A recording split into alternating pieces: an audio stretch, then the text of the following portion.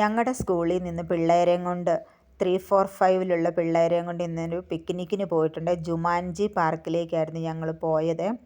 അങ്ങനെ പ്രാർത്ഥനയൊക്കെ കഴിഞ്ഞിട്ട് ബസ്സിൽ കയറിയപ്പം തൊട്ട് തന്നെ പിള്ളേരൊക്കെ നല്ലപോലെ ഡാൻസ് കളിയും പാട്ട് പാടലും ഒക്കെ ആയിരുന്നു. പുതിയ പുതിയ സോങ് ഇടാനും പറഞ്ഞുകൊണ്ട് ഇടിച്ചിട്ട് എല്ലാവരും ക്ലാസ് വൈസും എല്ലാവരും ചേർന്നൊക്കെ ഡാൻസ് കളിക്കുമായിരുന്നു. ടീച്ചേഴ്സൊക്കെ അവരെ എൻകറേജ് ചെയ്യുമായിരുന്നേ.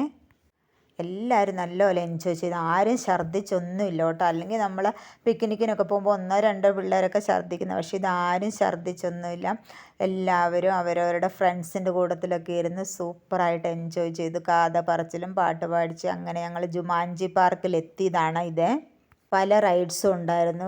പിള്ളേർ അവരവർക്ക് ഇഷ്ടമുള്ള റൈഡ്സിലൊക്കെ കണ്ട പിള്ളേർ കയറുന്നതും. അത് കഴിഞ്ഞാൽ ലഞ്ചിന് ടൈമായി.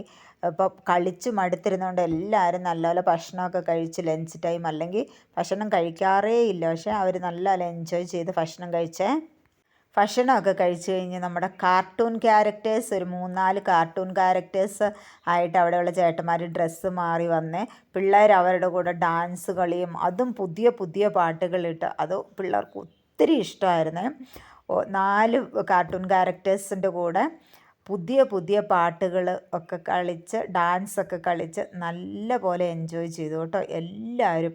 അങ്ങനെ ലഞ്ച് അപ്പം തന്നെ ദഹിച്ചെന്ന് പറയാം ലഞ്ച്. അങ്ങനെ ഡാൻസ് കളി ഒക്കെ കഴിഞ്ഞിട്ട് പിള്ളേർ ഐസ്ക്രീം ഒന്ന് കൂളാകാൻ വേണ്ടി ഐസ്ക്രീം കഴിച്ചു.